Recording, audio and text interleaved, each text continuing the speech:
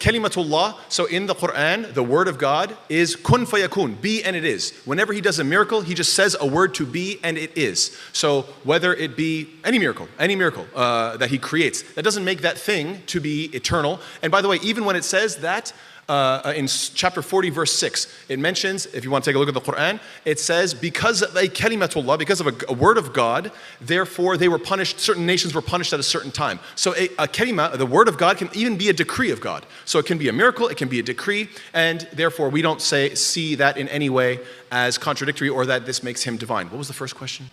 Tawheed, yes, thank you so much. So, wahada yuwahidu, great question. The verb wahada, exactly, that's perfect. I totally understand the question. The verb wahada yuwahidu means to unite. So the question is, God is already united. What am I uniting for? What do I need? I don't take a bunch of parts and stick them together to make a God. No, God is one whether you acknowledge it or not, the same way that 2 + 2 is 4 is true whether you acknowledge it or not. You could deny it, it doesn't make a difference. Certain things are just true, universally, they're always true.